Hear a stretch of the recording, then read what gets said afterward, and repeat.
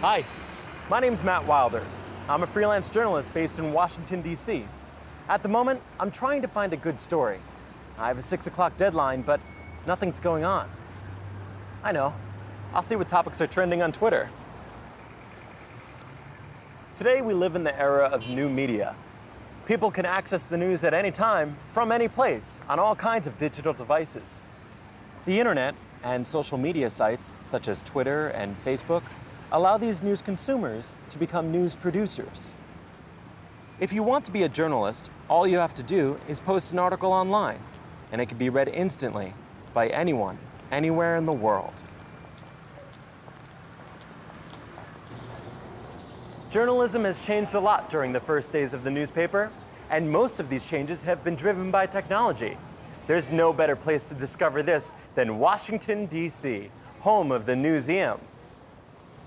There are over 30,000 newspapers here, covering over 500 years of news. This is the Boston Newsletter, thought to be the first continuously published newspaper in North America. This edition, from 1718, reports on the sensational killing of Edward Teach, better known as Blackbeard, believed to be one of the most dangerous pirates at the time. Reporting in the early days of journalism must have been very difficult. Journalists would ride their horses to the nearest town that had a printing press. Their reports were then published in a newspaper, which was often just a single sheet of paper, and distributed on horseback. The roads were bad, so it was very difficult to send news over long distances. By the time most people read these newspapers, the news was often very out of date. This all changed when the first telegraph line was built in 1844. Suddenly, journalists could send stories quickly. The telegraph is said to have revolutionized news reporting. This new style of journalism came just in time for the American Civil War. For the first time, news could be sent at the same time as battles were being fought. War correspondents, and the stories they sent, became very popular. But there were still problems. These war reports were very biased because journalists represented their own side in the war.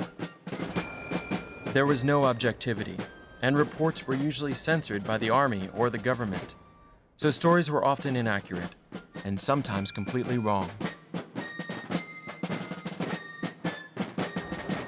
It wasn't until the invention of radio and television that news could be broadcast live. This completely transformed news and created the age of the mass media, where news could be communicated to a huge audience. Throughout the 20th century, demand for news stories increased, and news technology continued to advance. By the end of the century, there were hundreds of cable TV channels, lots of 24-hour news channels, and the internet had been invented.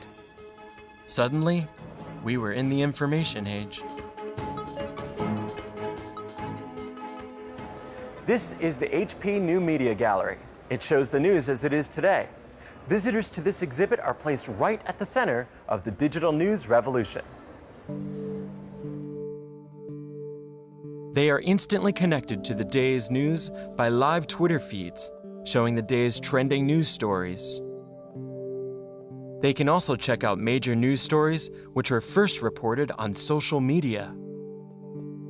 These pictures of a plane landing on New York's Hudson River were taken on a smartphone and uploaded to Twitter seconds after the incident had occurred.